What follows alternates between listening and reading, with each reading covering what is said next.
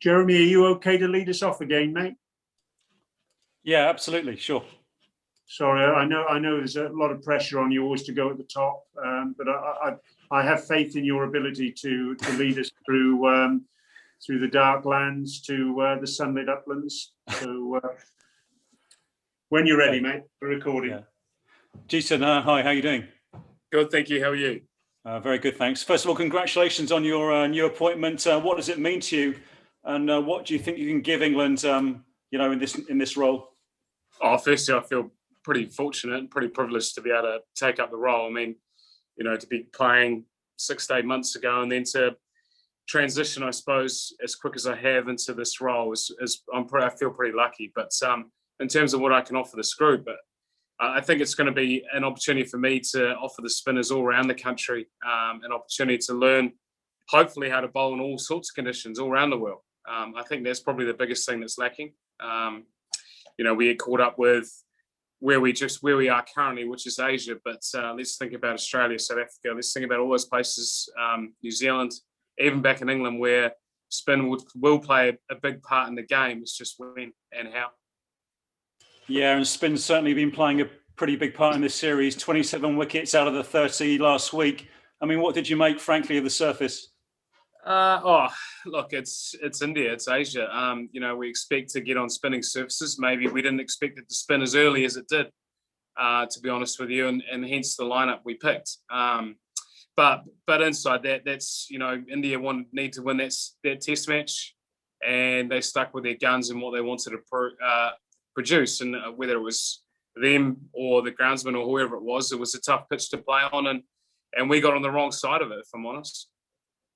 How would you say, Dom Bess's mood is? Because obviously, not being selected last time kind of implies there wasn't enough trust in him. But I mean, how would you say his mood is before this fourth test? Oh, I think he's pretty good. I spoke to him yesterday. He's in a very good state, actually. He knows that this last test match is a big test match for England. To go 2-all in this series through 4 test matches will be a fantastic effort. To win the first 2 in Sri Lanka, win the first one in this series, and win the last one will be a huge effort. And I think he's in very good spirits. It's fair to say he was a bit disappointed he wasn't selected in that that third test that's just gone. But the feeling was that the pink ball would react differently, and it didn't go the way we thought it would go. But we had a plan, and it didn't quite work, so that's okay.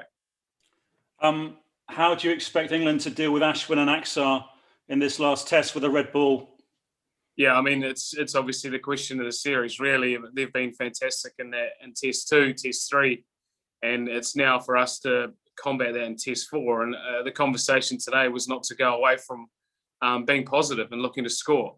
The one thing that an England side has done recently is faced adversity and punched against it. So I think you'd expect, and I expect, all of us to punch back pretty hard. But have the batsmen got to start playing in a different way in this last test match, do you think, or tweak it? Oh, not necessarily just tweak it. I think just be a bit smarter about how we go about it. The pink ball had so many unknowns, really, and how it reacted was certainly an unknown for us in terms of out of the wicket. But look, that's part of the learning, part of being in this environment, part of playing in Asia. You never know, you're never quite sure how things are going to play out. I expect this test match to be, again, on a spinning wicket. And we're going to have to find ways to make sure that if we win the toss, especially, to make sure we put a decent total up first up. And just finally from me, we've just spoken to Jack Leach. I mean, 16 wickets so far at 26 is pretty good, isn't it? He's got into the top 30 of the ICC rankings. And I know Ashwin and Axar have got all the headlines, but Jack Leach has been good so far, hasn't he? Oh, he's been fantastic, Jeremy. The way he's dealt with the things he's had to deal with over the last 14 months prior to coming to Sri Lanka, and then forcing his way back into the side and proving his worth. I think it's been testament to the sort of character he's got and what he wants out of his cricketing career. He's even now is still looking at ways to improve and get better. And I think that's the one big thing that I've seen out of Leachy is it's not enough. He wants to find ways to contribute in this group. And that's certainly one way that he's been able to do that, but he knows that there's improvements that need to be made. Thanks, mate. Cheers. No worries. Scott Taylor, please. Hey, Jeets. You look at Jack and Dom here, and then you've got other guys like Mace and Amir Verdi, these sort of guys. How excited are you for the future of English spin bowling? Oh, hugely excited. I mean, you also throw on Adil Rashid, Mo Ali, Matt Parkinson. You know, those guys are in this environment at the moment, but there's also guys back in England that aren't in this environment that needs that have got exciting opportunities as well. So, for me, it's a huge role. There's a lot of people that have got opportunities to perform for England, and for me, it's been able to give them the tools, I suppose, and the opportunities where the opportunities arise to be able to succeed in those environments. And we're seeing Joe work very hard on his spinning. There was pictures of him talking to you before the third test. Yeah. How would you rate him as an off spinner? Oh, certainly one of three in any attack, really. I mean, if you take in two frontline spinners like a Leach and a Bess, you know that you have roots to then break that up. It's probably on Rooty himself to say, look, I can bowl and I can offer. The one thing he does do, which any captain does, I suppose, is give his players the opportunity to go first before it's his turn.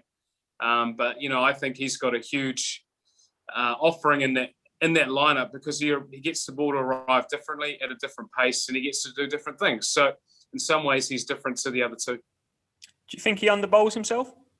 I just think he's very wary of, you know, having to bowl himself in front of anyone else. That's all. And look, being here has been an opportunity for him to see that. Playing in that last test match, taking FIFA, I mean, that's pretty cool for him. But also going forward, I think it will give him that confidence to say, look, let's shake it up a bit. It's okay to take a pause in the game and then go again. And playing against players like Ashwin in India in their home conditions is probably the toughest test in Test cricket. So for this young group of players, for Ashes tours, for going to India in the future, how beneficial is it they've got this experience of playing against the very best? Hugely beneficial, and not just going on those tours. It's also when the times are tough, and that happens in cricket. It's not always plain sailing. It's not always going your way. So, look, it's playing against Ashwin, Axar. It's almost like playing Jimmy Anderson, Stuart Broad in England, where they get to do fantastic things. Well, they get to get the ball to talk almost. And so I think opposition teams would see it the same way. As just a fantastic learning opportunity, but also how can we succeed when we're here? Perfect. Thanks, Jeets. Mike Walters, please. Jeetan, good evening. Congratulations on your appointment. Thank you, Mike. Two questions for me. Number one, do we, when we take on India in Indian conditions, does England have the tools to compete, or was the last Test match simply a case of India exploiting the conditions better? No, I certainly think we've got the tools to compete. 100% believe that. The one thing I will say is that, you know, in the first innings when you win a toss, 120 is not going to be enough, no matter what wicket you're on, whether you're on a spinning wicket or a seaming wicket or a flat wicket or whatever it is, it's never going to be enough. And that's the one thing we probably realised is, look, we didn't get enough of the first innings. They batted in conditions that I'm not going to say helped them, but we then also came out the next morning and bowled them out for 140. So there was that excitement around the group about how we could get in the game. It didn't quite work out that way. So whether they exploited it better than us, I don't know. I just think maybe, you know, in that first innings, we could have, even if we got to 200, 230, the game would have been a different result. And going back to Joe, any bowler who takes 5 for 8 in a Test match on whatever surface can clearly knows how to bowl. Should we put Joe Root in the budding all-rounder class? Yeah, well, I don't see why not. I don't think you'd say budding. I think he's been around for a while doing what he does. The one thing that Rooty has is a fantastic mind for cricket. He understands batting techniques. He understands pitches. He understands the flow of the game. And so to be able to use those skills as well as some spin skill that he has, when I say some, like he's still advancing his spin skill as well and still wanting to learn how he can bowl better deliveries. But added coupled with his knowledge of the game, I think he's got a lot to offer this group. Thank you very much. Richard Gibson, please. Hi, Jeetan. I just wondered, you're obviously not the first to do this, and there's plenty of people who do it these days to do with coaching, but were there any sort of doubts in your mind that you should be sort of coaching for another country as a Kiwi? No, mate. No, I think once you've played the game, and especially where the game is now, where it is such a worldwide game, you don't want to pigeonhole yourself in any way whatsoever. Look, I've had a fantastic career playing in New Zealand, and I've had a great fun time playing in England. But now it's a new chapter for me, and the ECB have given me opportunity to fulfil that, and it's on me now to make sure I use that opportunity. Sure. With regard to that, you've obviously got vast experience playing in England, and I know you've talked before about the challenges of being a spinner in England. As you sort of start with a fresh page, I guess, is there anything you think can be done in terms of getting more deliveries for young guys coming through? I know you mentioned the talent there, but I guess one of the problems we've always got is getting that sort of quality and the depth of deliveries that people need. Yeah, I suppose that's my job, Richard, is to make sure that the quality is increasing, and it's not going to be an easy one, but it's one that's I'm looking forward to. Like the crux of it is for me is ultimately is being to upskill them in all not just all forms, but on all sorts of wickets. I think that's the important part. We get to play all around the world on different conditions with different balls, which people forget about as well, and that's another learning curve for these bowlers, to be able to pick up a kookaburra ball, which is with a sharper seam, and not rip their fingers, but also be able to affect the game. And it's all those little skills that are going to grow these guys. But at the end of the day, it's about how many overs they can bowl. Whether it's in a game, okay, that'd be ultimate. But if not in a game, outside of that, where are the opportunities?